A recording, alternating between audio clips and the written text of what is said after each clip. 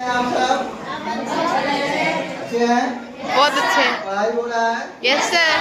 हम लोग व्याकरण पढ़ रहे हैं और व्याकरण में हम लोग पीछे संज्ञा, सर्वनाम, विशेषण, क्रिया इन सब चीज के बारे में पढ़ चुके हैं। आज हम लोग एक नए विषय को जानेंगे जिसका नाम है कारक। कारक। क्या नाम है? कारक। कारक। क्या नाम है? आज हम लोग आपको कारक से परिचित कराते हैं कि कारक किसको कहते हैं। तो कारक किसे कहते हैं?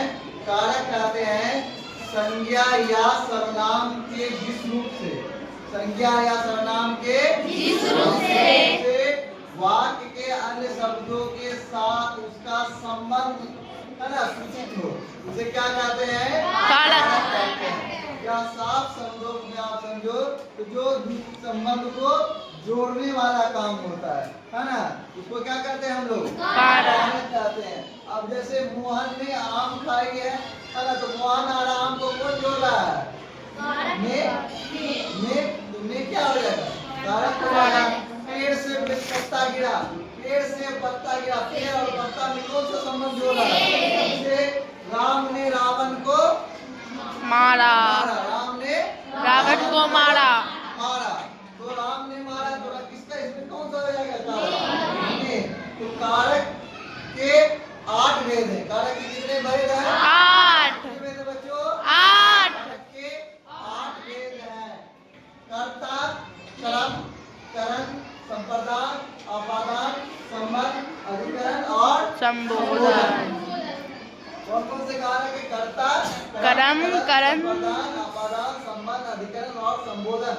और इसके लिए कारक चिन्ह का भी उपयोग किया गया है।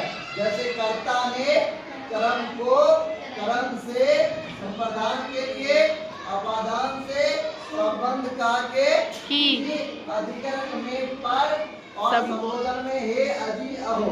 संबोधन आप लोग समझते हैं? संबोधन हुआ बुलाने का तरीका। अजी, आजकल पत्रिका अजी सुनते हैं जी, ये संबोधन हुआ ना।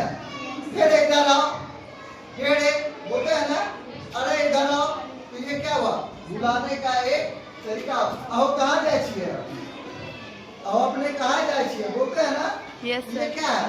संबोधन करने का तरीका है। तो इसी के बारे में आज हम लोग कारक के जो भेद है, कर्ता, कर्म, करण, संप्रदान, अपादान, संबंध, अधिकरण और संबोधन, थोड़ा हम इसको भी अब जान लेते हैं। कर्ता किसको कहते हैं? कर्ता के बारे में हमने बताया कि जो करने वाला है, काम करने वाले को कर्ता कहते हैं। काम करने वाले को कर्ता कहते हैं। अब जैसे शिक्षक पढ़ा रहे हैं तो कौन पढ़ा रहा है? इसमें कर्ता कौन हो जाएगा? शिक्षक। शिक्षक पढ़ा रहे हैं तो कर्ता कौन हो जाएगा? शिक्षक। अब बच्चे पढ़ रहे हैं तो कौन कर्ता हो जाएगा? मोहन लिख रहा तो कौन हो जाएगा? मोहन क्या हो जाएगा? कर्ता हो जाएगा। क्योंकि काम करने वाला है वही कर्ता है। कर्ता का अर्थ ही होता है काम करने वाला। मम्मी अगर खाना पका रही है तो कर्ता कौन है? मम्मी। मम्मी है। दीदी झाड़ू लगा रही है तो दीदी। तुम्हारी दीदी जो बाजी जो है, बहन जो है, वो क्या हो जाएगी? कर्ता हो जाएगी। दूसरा है कर्म। दूसरा क्या है? हम बताए थे कि जिस पर क्रिया का फल पड़ता है, जिस पर क्रिया का फल पड़ता है उसको क्या कहते हैं हम लोग? कर्म कहते हैं। जैसे हमने उदाहरण में दिया था, राम ने रावण को मारा। राम ने किसको मारा? रावण को मारा। तो फल कहाँ पड़ रहा है? रावण पे पड़ रहा है। तो रावण को क्या हो जाएगा? कर्म हो जाएगा। कर्म क्या है? किसको कहते हैं? कर्म के बारे में बताएं, जिस चीज से काम किया जा रहा है, जिस चीज से काम किया जा रहा है उसको क्या कहते हैं? कर्म कहते हैं। अब जैसे हम बताएं, बच्चे कलम से लिख रहे हैं, किससे लिख रहे हैं? कलम से लिख रहे हैं तो कलम क्या हो जाएगा? कलम हो जाएगा। बच्चे कलम से लिख रहे हैं, वह किताब से पढ़ रहा है ना, वह बैट से खेल रहा है, तो बैट क्या हो जाएगा? वहाँ पे कलन हो जाएगा। और संप्रदान के बारे में बताएं। संप्रदान के बारे में क्या बताएं? जिसके लिए, है ना, जिसके लिए कोई काम किया जाए उसे क्या कहते हैं? संप्रदान कहते हैं ना, जिसके लिए काम किया जाए। जैसे कहा कि हमने कि गरीबों को धन दिया जाए, गरीबों को धन दिया जाए। तो किसके लिए काम किया जा रहा है? गरीब के लिए किया जा रहा है ना। गुरुओं के क्या करना चाहिए? गुरुओं के लिए सब कुछ किया जाए। तो किसके लिए किया जाएगा? गुरु के लिए किया जाए। तो यहाँ पे क्या हो जाएगा? आपके गुरु जो है वो क्या हो जाएंगे?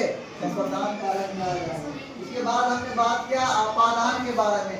आपादान किसको कहते हैं?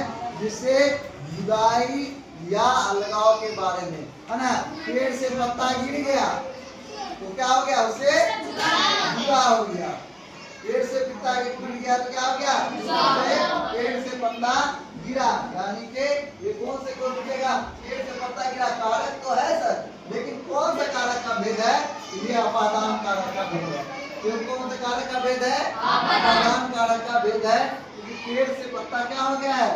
जुदा हो गया, है ना, अलग हो गया। इसी तरह से संबंध के बारे में, संबंध का अर्थ आप लोग जानते हैं, रिश्ता, किसी के साथ जिससे संबंध बना जाए, रिश्ता जोड़ा जाए, है ना, तो वो क्या कहलाता है? संबंध कहता है। अब जैसे हमने कहा, है ना, कि मोहन मकान में रहता है।